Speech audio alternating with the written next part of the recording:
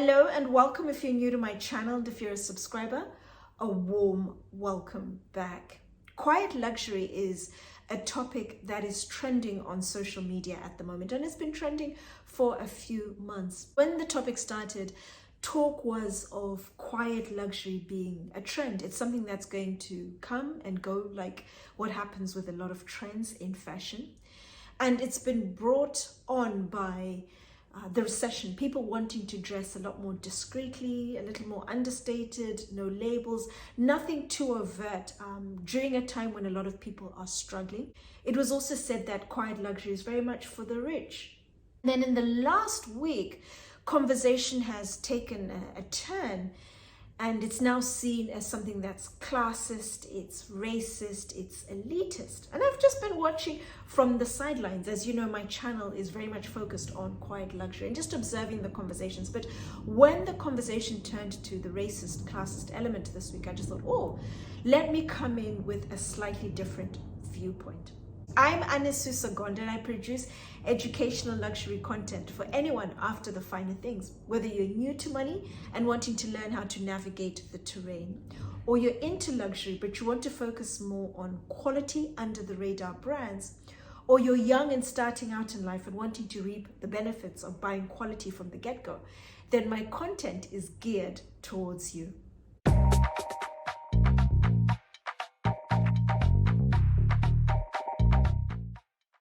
Over the years, I've come to realize there are typically three types of luxury consumers. When most people start their luxury journey, they typically go for the known brands, the visible brands, the heavily marketed brands, the ones most people have. It's low-hanging fruit. And then over time, their taste may evolve and so forth, and then they veer in a different direction. But over the last few weeks, I have had a number of conversations, as well as reading comments in the comment section of some of the quiet luxury videos, where people say, if I'm spending a lot of money on a luxury brand, I would like something that stands out, a statement, it's recognizable, something that people know. They want people to know they've spent a lot of money. They don't want something quiet that only they know they've spent a lot of money. As I've said, and I'll always say, luxury is very much about an identity. People buy luxury because they want to identify with whatever that luxury brand stands for. Or it may be because they want people to look at them a certain way, hold them in a certain light, or know they've spent a certain amount of money. Each to their own. It's your prerogative what you do with your money. So the first group is people who are focused on your standout, your statement, your known brands. The second group, it's usually people I find after having one of two conversations.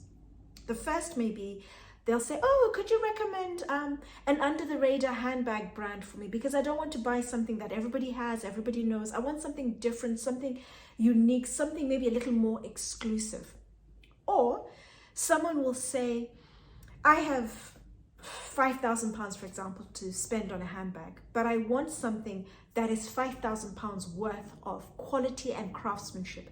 I don't want something where it's partly marketing hype that warrants that premium.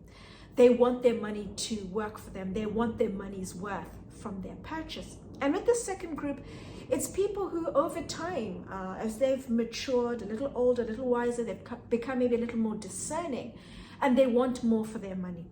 In the second group, it's people who then maybe veer towards more your under-the-radar quality brands that I talk about solely, or they couple them with your known brands. So they do a bit of your known brands as well as your quiet luxury, your under-the-radar brands.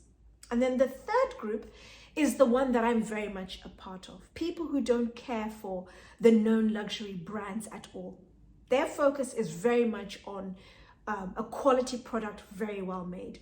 I'm going to attach above a video where I talk in detail about my own personal luxury journey. I was heavily influenced by my grandparents, more so my grandmother, who instilled in me from a very early age, as early as I can remember, the virtues of buying quality.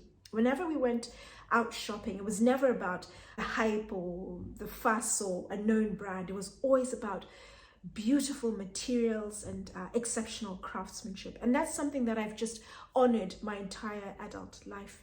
But granted, early 20s, out of university, peer pressure, I bought literally a small handful of your known products, but at least I was strong enough to be able to get back onto the straight and narrow and focus on being true to myself, my style, and my taste, for example. So it's interesting that this whole conversation about quiet luxury has turned to quiet luxury being something that is trendy.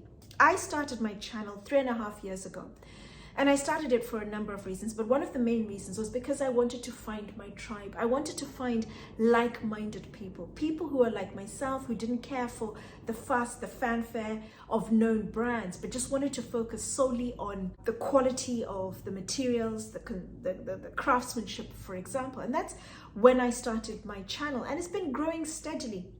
Albeit it's a small group of people, quiet luxury is very much a very small subset of people within the greater luxury community, but it's a growing subset.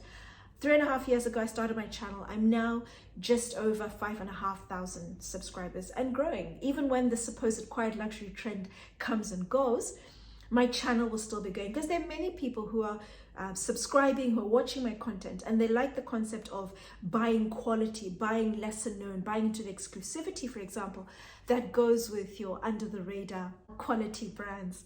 So as I said, when the conversation started off about trend, quiet luxury being a trend, I thought it's not a trend. Channels like myself are a testament to quiet luxury, it not being a trend, it being more of mindset. It takes a lot to get into quiet luxury, I found. It comes with time, with experience, with exposure. It's also your character. It's not everybody who's okay just buying things that people don't know. People like the recognition. People, like people seeing something and starting a conversation. But quiet luxury also has the opportunity to be able to do the same, because people will see something and say, oh, I don't recognize this, or I don't know this. And then it starts the conversation. And then the other bit about luxury being for the rich, it's not for the rich. I'm not rich at all by any stretch of the imagination yet. But I believe I'm rich in terms of reaping the benefits of the richness of my choices by going for quiet luxury. Quiet luxury can be expensive depending on the brands you go for, particularly where you're going for really good quality and materials and the craftsmanship. But you reap the benefits in the long run. Buying quality, you buy better, you buy less. The initial outlay is expensive, but over time, cost per wear comes down and you enjoy the benefits of whatever it is that you're buying. Let me give you a very small example. I'm a huge fan, as I've said before, of Jil Sander. I can't afford it full price. I typically buy it on sale or from Bista Village. And I'm lucky in that the pieces that I like typically make it go on sale or make it to Bista Village. So I'm always able to find something that I like. And with Jil Sander, you're paying for so much. Firstly, the very high quality of the materials that they use. The pattern that they cut their clothing items from. You have your fast fashion brands, Zara, H&M, Bershka, for example. They will typically use a generic pattern that will fit a good number of different bodies. With quiet luxury, I always say, find your style, the brand that really works for you in terms of your taste, your physique, that accentuates your physique, and then go for that brand, because you'll find the patterns they use are incredibly precise. So the clothes they cut and in turn produce are literally precise, and they fit better, they look better, they wear better. You're also paying for the details that go into the construction of the item, the finish of the clothing items, and then of course the look, how it fits well, the comfort element, and the long-term wear and tear. Beautiful quality materials that last and stand the test of time. That is what you're paying the premium for, and that is what quiet luxury is all about. And it's something that only you typically benefit from. Other people will see something, it looks good, it wears well, it fits well, but you're the one who really appreciates the fit, the comfort, the material, how it feels against your skin, and of course, the performance of your item. It's very much about you. And if you're somebody who's okay with something that people don't recognize, you don't care for the hype or the validation that, oh, you've got this, you can afford that, then quiet luxury typically will serve you very, very well. A couple of weeks ago, there was an article that came out in the Financial Times. I'm going to include it in the description box down below, the link to that article. And it was about King Charles in the lead up to his coronation.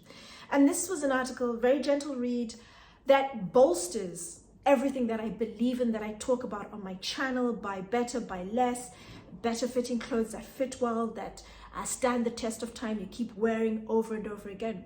And this article, I don't want to draw attention to his royal, wealthy background. I'd like to draw attention to the merits of buying, wearing quality, classic items that stand the test of time. So please indulge me as I read a couple of excerpts. For a person who all his long life has been a full-time target for photographers, there are remarkably few pictures of King Charles looking badly in his clothes. I can hear a few scoffs at the back. The king has often been cast or typecast as stiff and awkward looking. Whether this characterization is fair is for others to judge. What is clear is that this has obscured the fact that he is an exceptionally good dresser, totally classical without being dull. And then there's another little bit that says, Charles's clothes always fit very well. And then the final bit, by far the best feature of the king's clothes though, is that he just keeps on wearing them because they are high quality and age and use give them a beautiful patina. The king's decades-old herringbone overcoat has kept its shape nicely too. Thank you. If there's a lesson to be learned from the king's clothes, is to choose wool, leather and silk. Care for your things and wear them forever. So when the conversation turned to quiet luxury is classist, it's elitist, it's racist, I thought, oh, this is interesting. The racist element I can attest to. I live in the United Kingdom, in London, and I've experienced overt racism in your fine dining, your luxury hotels and restaurants, for example. And one thing that I do, and it's come with age, experience, with confidence, is I just call it out straight away. And that jolts people because they think, oh, I can't get away with it. And they become embarrassed and they're a little more conscious about how they treat people.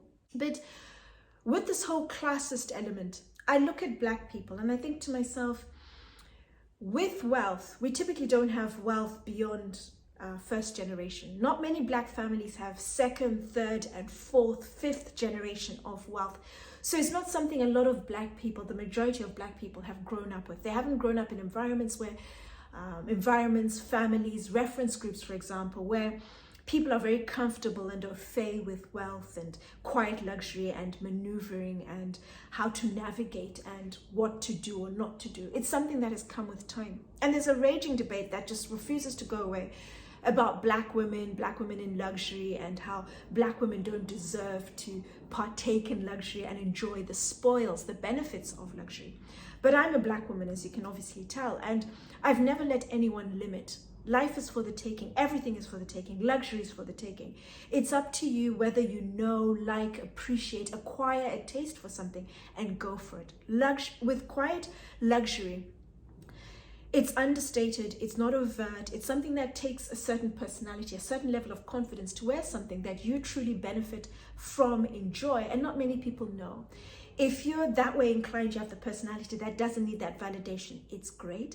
If you're able over time to incorporate it with statement pieces, it'll serve you well, because although people talk about it's rich, it's for the rich, you will benefit from the richness of your decision being rich in the long run, where you're saving money, because the initial outlay is expensive, but you reap the benefits each and every time you wear an item, from how it looks, how it feels, it fits well, the comfort, and of course, the longevity. It'll pay for itself in compliments.